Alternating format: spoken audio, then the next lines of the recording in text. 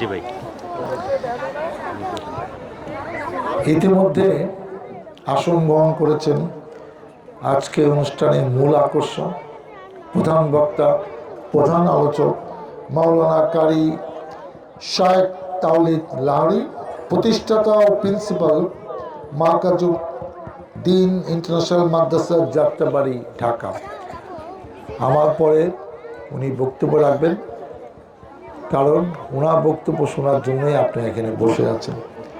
যেহেতু আমরা একটা বিপদের মধ্যে আছি, ফেব্রুয়ারি মাসে নির্বাচন, আপনাদের সেই নির্বাচনে তো ভোট দিতে হবে যারা ভোটার, আর আমরা যেহেতু প্রার্থী, আমাদেরও দায়িত্ব যে যারা ভোটার তাদের কাছে ভোট চাইতে হবে।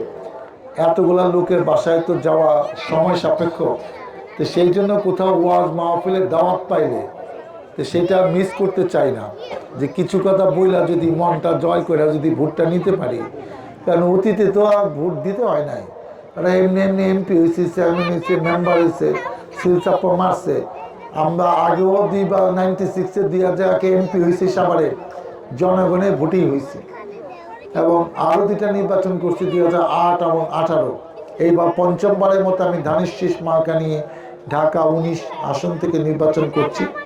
অতএব আমাদেরকে ক্ষমা করবেন, যেটি ইসলামী অনুষ্ঠান, যেখানে রামানে ইন্টারন্যাশনাল বালক বালিকা মডেল মাদ্রাসা 2 জন হাফেজ ছাত্রকে পাগড়ি প্রদান ও 20 জন ছাত্রছাত্রীকে কোরআনের সবক প্রদান উপলক্ষে তাফসিরুল কোরআন মাহফিলের সম্মানিত সভাপতি, উপস্থিত নেতৃবৃন্দ, প্রধান আলোচক, মুসলিম ভাইয়েরা, দূরে দাঁড়িয়ে যাওয়া বক্তব্য ছুটছেন, পর্দা আলে মা বোনেরা, আসসালামু আলাইকুম। আমি আর বিশেষ কিছু বলতে চাই না। আমার দলের পক্ষ থেকে অনেকে কথা বলেছেন, ভোটও চেয়েছেন, আবার আমি না চাইলে করবো, যার টাকা হে ভোট চাইলো না, এরা ভোট চাইলে কি হইব, এর জন্য আমিও দাঁড়াইছি যে আমিও দিয়ে এক কথা কই। সেটা হলো যে আপনারা আমাকে চিনেন, এই ইয়াং জেনারেশন হয়তো যাদের বয়স অনেক ছোট, 15 বছর 20 বছর, তারা হয়তো আমাকে দেখেন নাই, কেন এই 15, 16, 17 বছর আমরা পালিয়েছিলাম। আমাকে মাত্র 3 বার জেলে যেতে হয়েছে। জেল বেশি দিন খাটতে হয় না, মিথ্যা মামলা জেল তো বেশি দিন খাটতে হয় না, 2 মাস 3 মাস 4 মাস এরকম। আর এখনো ইলেকশন করতেছি, 53টি মামলা আছে লগে। তো এগুলো কবে জানি না, এমপি টেমপি হইতে পারে, নাও থাকতে পারে, আমি আশা করতেছি, দেখা যাক। এখন এরকম সময় ইলেকশন দিয়ে দিছে, সারা বাংলাদেশে 18 কোটি মানুষ, 12 লক্ষ ভোটার, তারা অপেক্ষায় আছে যে ফেব্রুয়ারি মাসে 5 তারিখ কিংবা 12 তারিখ কিংবা অন্য কোনো দিন হয়তো নির্বাচন হবে।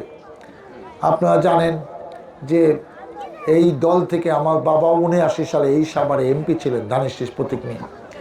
আর একটা জিনিস আমি না বলে পারছি না, আমাদের প্রিয়নীতি দেশনীতি এবং খালেদা জিয়া কয়েকদিন ধরে খুবই অসুস্থ। এই দলকে উনি নেতৃত্ব দিয়ে 91 সালে ক্ষমতায় এনেছিলেন, উনি 2001 সালে আবার ক্ষমতায় এনেছিলেন, তার বয়স এখন 80 বছর। শেখ হাসিনা তাকে মিথ্যা মামলায় 10 বছর সাজা দিয়েছেন, 2 বছর তাকে সেন্ট্রাল জেলে আটকে রেখেছেন। আমাদের প্রিয় নেতা তারেক রহমানকে দেশ থেকে 2007 সালে চলে যেতে বাধ্য করা হয়েছে, তার নামে 4-5টি মিথ্যা মামলা দিয়ে যাতে দেশে না আসতে পারে সেই ব্যবস্থা করা হয়েছে। আমরা আশা করছি উনি 10 তারিখের মধ্যে ইনশাল্লাহ বাংলাদেশে পদার্পণ করবেন। এবং আমাদের এখন একটাই দোয়া, আমাদের নেত্রী যেন 80 বছর বয়স, উনি যাওয়ার আগে, উনি এই দুনিয়া থেকে যাওয়ার আগে যেন দেখে যেতে পারেন যে ওনার হাতে গড়া, যার স্বামী এই দলকে প্রতিষ্ঠা করেছিলেন 78 সালে 1 সেপ্টেম্বর, বিএনপি নামক একটি দলের জন্ম হয়েছে, যেটি এখনও বাংলাদেশে আনাচে কানের প্রত্যন্ত অঞ্চলে সবাই পছন্দ করে। এই যে দলের প্রতীক হলো ধানের শীষ। অতএব আপনাদের কাছে আমি আমার নেত্রীর জন্য দোয়া চাই, উনি যেন সুস্থ শরীরে এই নির্বাচনে আমাদের সাথে থাকতে পারেন, নির্বাচনী কর্মকাণ্ডে অংশগ্রহণ করতে পারেন। উনিও 3টি জায়গার থেকে নির্বাচন করছেন। আমি আপনাদের কাছে দোয়া চাই, সহযোগিতা চাই, সমর্থন চাই। আমি ধানের শীষে ভোট চাই, এবং আপনাদের ভোটে নির্বাচিত হয়ে এইসব মাদ্রাসা, এলাকার রাস্তাঘাট, মসজিদ, মাদ্রাসা, শিক্ষা প্রতিষ্ঠানের ভবন, আরও যেসব সমস্যা আছে সেগুলা যেন উন্নয়ন করতে পারি।